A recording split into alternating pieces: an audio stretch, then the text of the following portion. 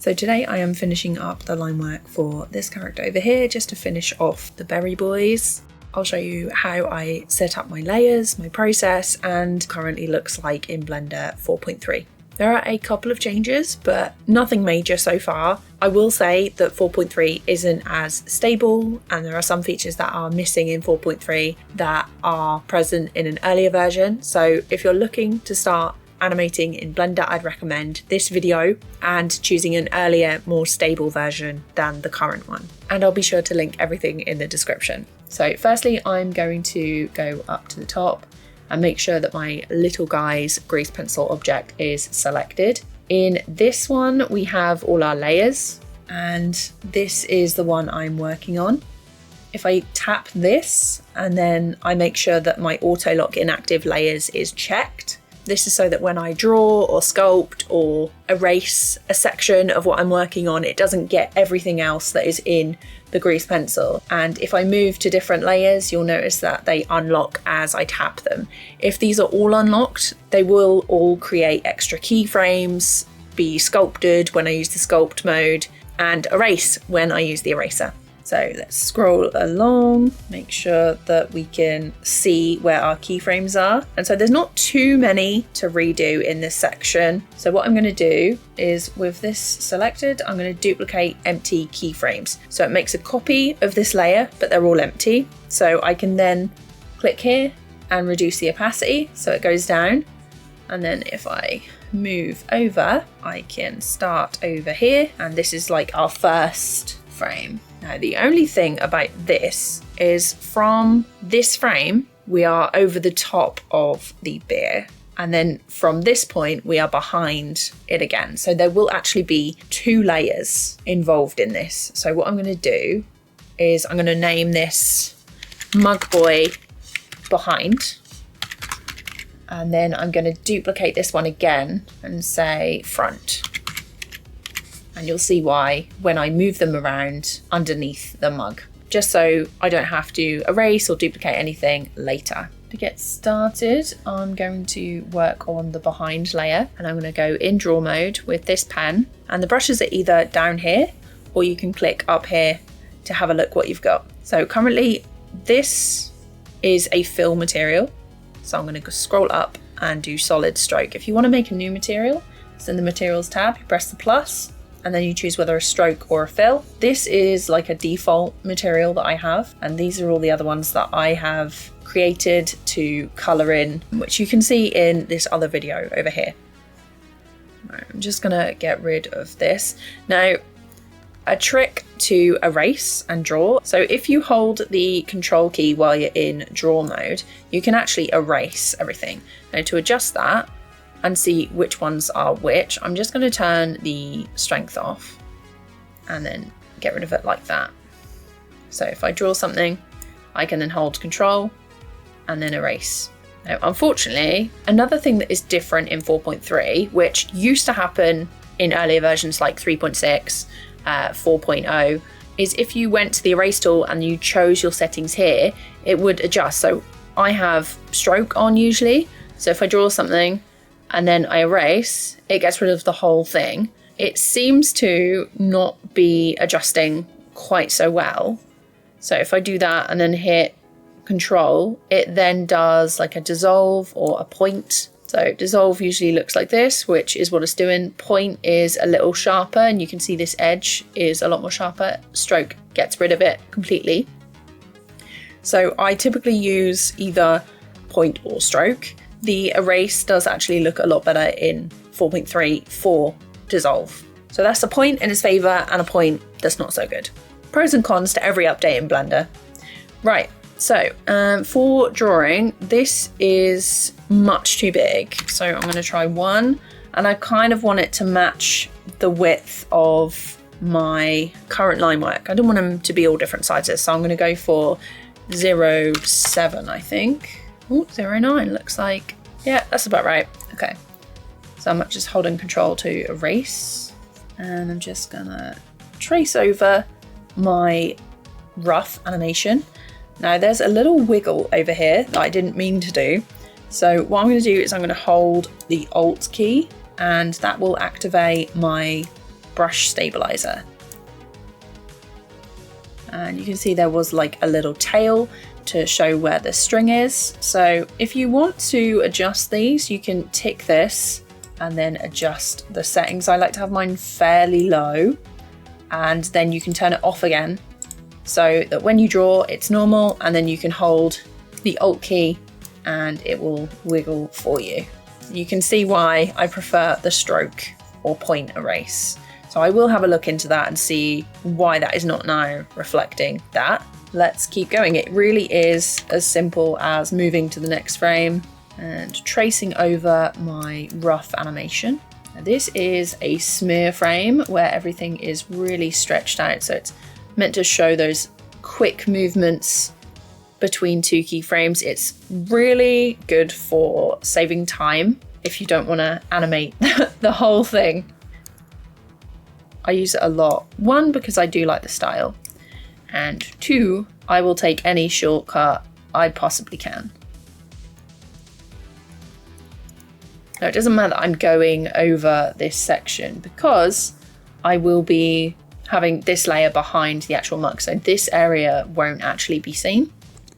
And here's another smear. So when you move it quick, it's fine.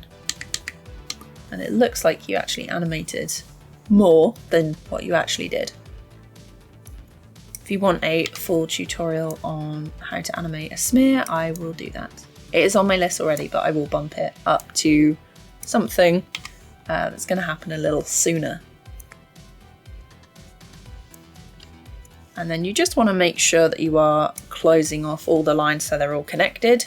It makes it easier to colour. Currently, colouring in Blender is still not that great. Not my favourite. I've just realised that this is a slightly different colour.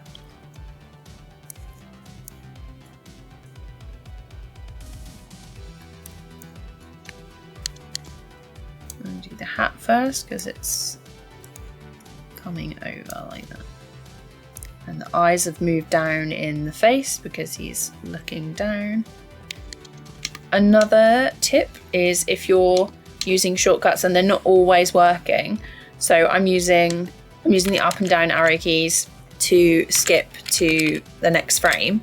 Sometimes that doesn't always work if my cursor is over here. So you want to just place it on the timeline and then use the button or the shortcut. So if you don't want to redraw this, you just want to make a small adjustment, what you can do is click the keyframe and use the shortcut to duplicate it, which is Shift D, and then move it along and press down to paste it where the other frame would be.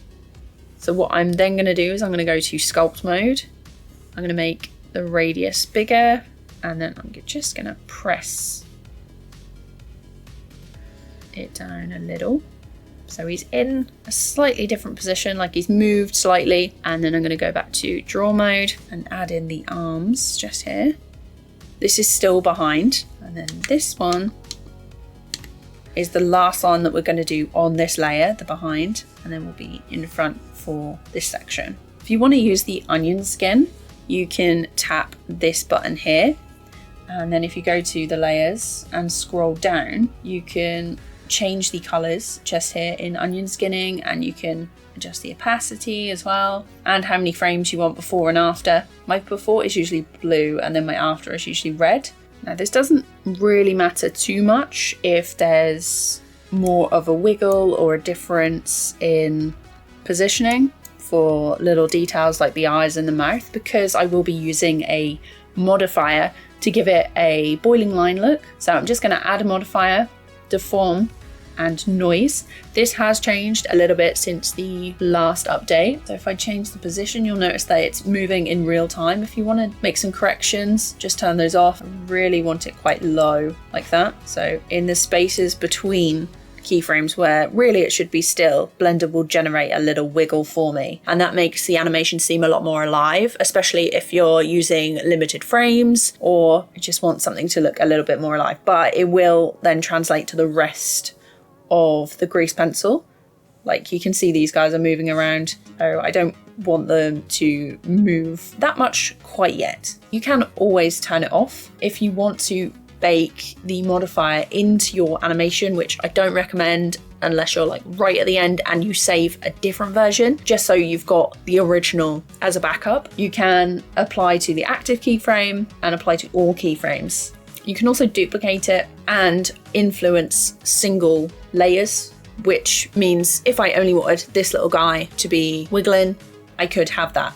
But the modifiers will be on each grease pencil. So for now, I'm gonna get rid of that and carry on.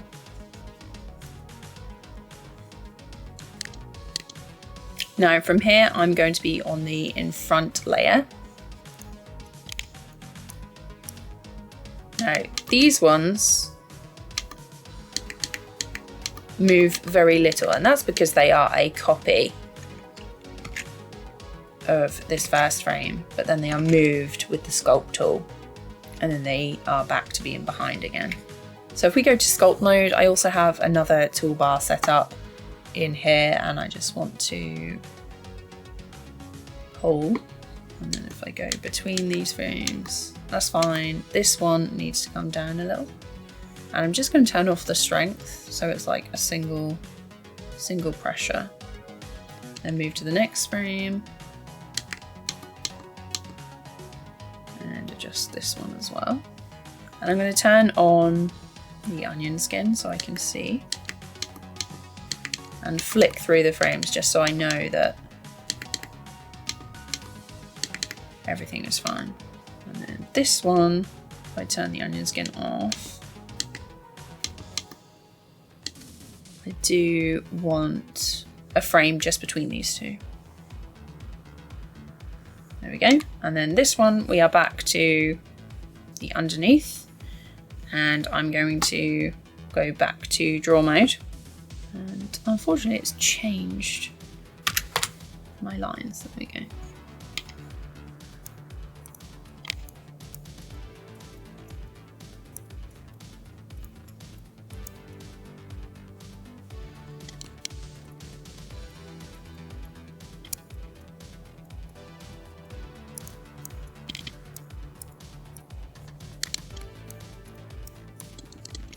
And then here we have the splash, except I will not be using the line work brush for that.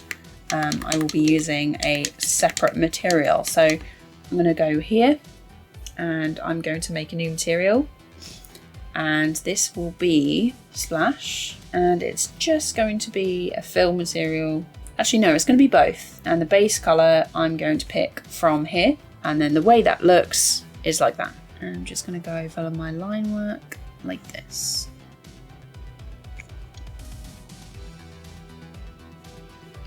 Now the good thing about using a material to colour, especially one like this, is I can change the colours at any point that I like, rather than waiting or having to redo anything or just recolour it all manually. Let's say I don't actually like the black line work around it. I can click this, use the colour dropper, and then choose it like that.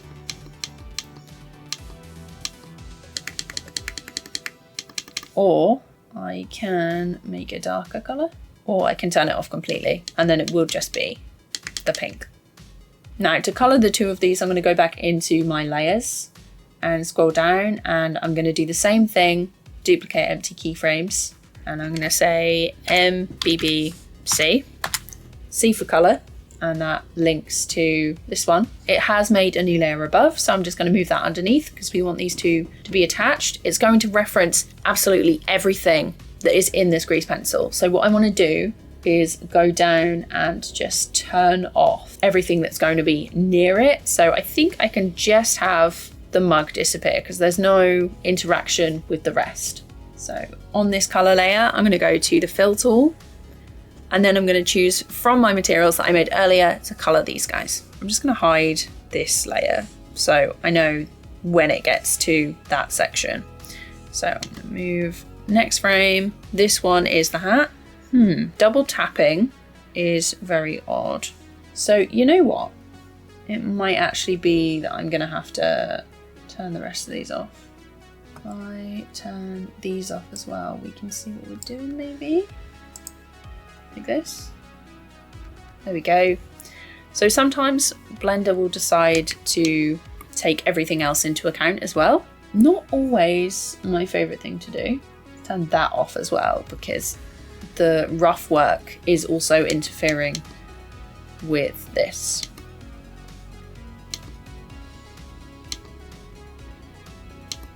And you can just double tap on everything else.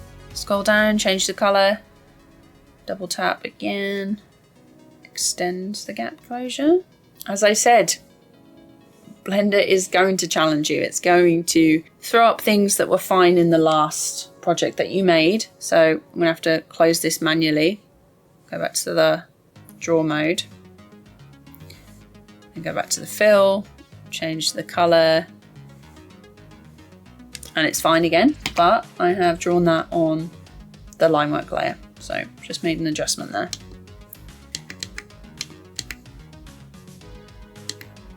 Okay, so this one also needs adjusting, even though that is such a small gap. It really shouldn't be showing like that. Okay, fill, change the color, double tap, next frame. Keep going until it's done. Red hat, double tapping. Okay, now let's turn that off, turn this one on, and then we will duplicate the empty keyframes. We'll change this to Mug Boy front color, like that, and then move it underneath the front layer. Move to the first frame that he appears, which is here, and then fill in those frames, change the color. If you have a few frames where they are all in a very similar position, something that will speed it up, or can speed it up if Blender isn't being temperamental, you can select them, go to the first frame and turn on multi-frame, and then double tap, and then it should have filled in the rest. Double tap, and then if you look through, they have been filled in. Sometimes if I scroll through, you're like, oh no, it's colored these in as well, but if I let go, it just shows the onion skin. So you've just got to make sure that you turn that off, because if you erase or move things, they will also be moved in all of the frames that you've selected. So then I'm just going to turn on the other layers that I turned off. So this is the whole character animation. It's all colored, all finished. And I also think that I do want this one to be the black color when it splashes. And the reason why that hasn't changed is because the stroke was turned off. So all that's left to do is go back to your layer panel and turn everything else on. And then all the other layers as well. Now, because I just swiped down, this also means that the rough layer is on as well. Okay, so that all should be fine. Duplicate that and move it up. So this is a change of color for the mug. There. And then I'm going to get rid of that. Put that in mug. There. So then this color is also the same as the table. Now I need to change these two layers need to be behind the mug, like that. Ooh. And behind the mug's color layer as well. Mug boy color, mug boy behind, like that. You can name these layers however you want. It's just how I like to remember things. Now this one does need to go underneath, because otherwise it is going to cut through the berry boy. Just scroll through, make sure that everything is normal, doesn't need to be changed, looks fine. Yeah, we're all good. Now typically I would do this when the final part of the animation is done, it's all good, ready to go, is I will make a new layer and then I will use one of my brushes, so something like this, and it looks weird because we're not on the correct mode over here. So you want to be on viewport shading in material preview rather than solid, or you can be in display render preview, and it will show up like it should. And this will be for any kind of texture, color. And what I want to do is change to, instead of material over here, where I make a new color like that, I will switch to attribute, and then I can choose what color I want over here. So let's say we want like an orange. I will then add it in like this. And then in the layer panel, I can then adjust the blending modes to however I want, and then the opacity like that. So we can add a little bit of light to the situation, and it will affect the entire project. So if I draw over here, you can see it's affecting the shells because we are on a layer and in an object that is the first one that is in front of everything else. As you can see, this black blob here is the texture. So that is done last out of everything, but I want to wait until the rest of the animation is finished first. So I'm going to get rid of that, save it, and start working on the next part of the animation.